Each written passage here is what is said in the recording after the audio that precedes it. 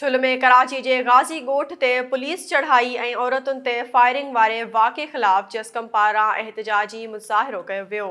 SS news जे reporter ख़ैर मोहम्मद गोलो मूजिबि जस्कम पारां मामा शमन सुमरो, कामरेड लियाकत सरकी, वसीम कुरैशी, गुलमीर बुर्डो ऐं ॿियनि जी अॻवानी में एहतजाज कयो वियो। हुननि चयो त कराची में सिंधी वसिंदनि खे सिंध जा हुक्मरान हथ सां डहिराए रहिया आहिनि ऐं धारियनि खे ख़ुशि करण जे लाइ अहिड़ी कार्रवाई कई पई वञे। हुननि सिंध हुकूमत ऐं सिंध हाई कोर्ट कराची खां मुतालबो कयो त औरतुनि ते फायरिंग कंदड़नि खे जल्द गिरफ़्तार करे कानून जे कटहरे में आंदो वञे। तंगवाणी वेझो डेरा सरकी पुलिस थाणे जी हद ॻोठ मोहम्मद याकूब बिजाराणी में हथियारबंदनि जी चढ़ाई ख़िलाफ़ ॻोठाणनि टायरनि खे बाहियूं ॾेई रोड ब्लॉक करे छॾियो। एसएस न्यूज़ जे रिपोर्टर मेहताब मलिक मूजिबि हथियारबंदनि ॻोठाणे सनाउल्ला बिजाराणी जे घर में दाख़िल थिया। मुज़ाहिमत ते घर धणी ज़फ़रुल्ला बिजाराणी सख़्त ज़ख़्मी करे फरार थी विया। मुज़ाहिमत ते घर धणी ज़फ़रुल्ला बिजाराणी खे सख़्त ज़ख़्मी करे फरार थी विया। ज़ख़्मी खे लाड़काणो मुंतक़िल कयो वियो।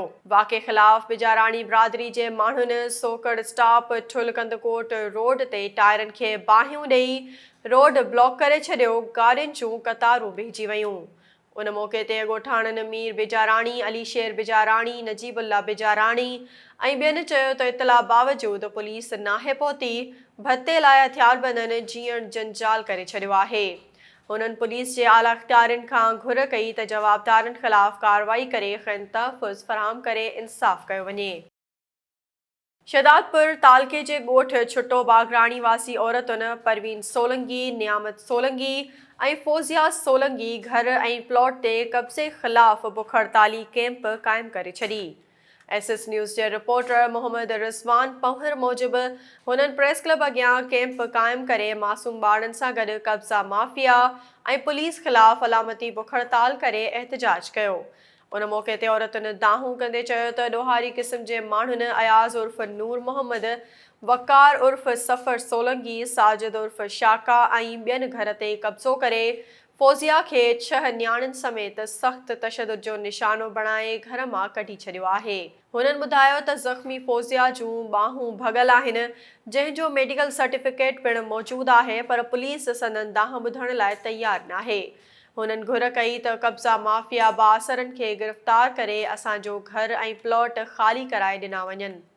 कुनरी वेझो टाल्ही शहर में नामालूम चोर यूनियन काउंसिल जा ताला तोड़े रिकॉर्ड ॿुहारे विया। एसएस न्यूज़ जे रिपोर्टर अनवर मेमण मूजिबि यूनियन काउंसिल जे इंचार्ज सलीम गुरगेज़ जो चवणु हो त राति चोर टेक्निकल तरीक़े सां कंप्यूटर ऐं हार्ड डिस्क ऐं उन जे लॻल LCD चोरी करे विया आहिनि।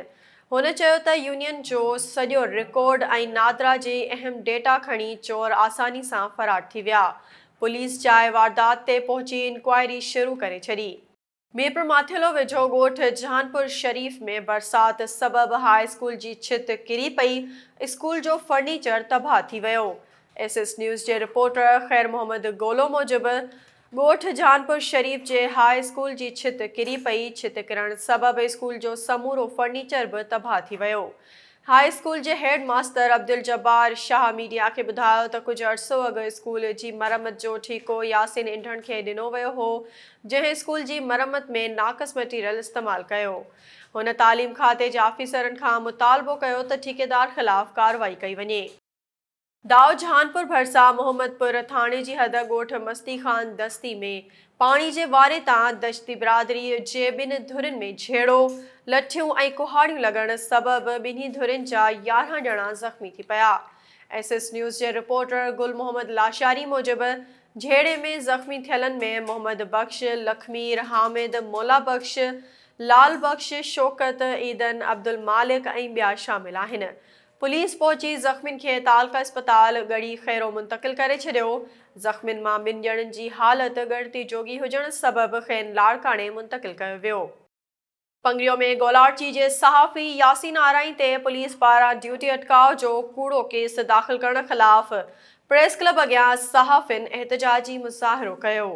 एसएस न्यूज़ जे रिपोर्टर सजाद खोसो मूजिबि प्रेस क्लब जे सदर बशीर खोसो जी अॻवानी में सहाफ़िन अली मुराद शाह, नूर हसन, तारिक बशीर, कंभू, शौकत राजपूत ऐं सजाद खोसो एहतजाज कंदे चयो त बदीन ज़िले जे सहाफ़िन ख़िलाफ़ पुलिस ऋण ॿारे ॾिनो आहे। यासीन आराई ते गोलाची पुलिस कूड़ो केस दाख़िल कयो आहे। सहाफ़ी दोदो पमहट ते मंशियात फ़रोशन हमिलो करे ज़ख़्मी कयो पर पुलिस केस दाख़िल नथी करे। हुननि मुतालबो कयो त IG सिंध नोटिस वठी बदीन जे सहाफ़िन खे तहफ़्फ़ुज़ फ़राहम करे। पखो भरिसां ॻोठ हुसैन मुग़ैरी में 1 महीने खां 2 खां 3 फुट पाणी बीठल आहे। ॻोठाणनि एहतजाजी मुज़ाहिरो कयो। SS न्यूज़ जे रिपोर्टर अब्दुल जब्बार बलोच मूजिबि हाणोकी बरसातुनि UC खैरपुर जोशी जे ॻोठ हुसैन मुग़ैरी खे बि सख़्तु मुतासिर कयो आहे।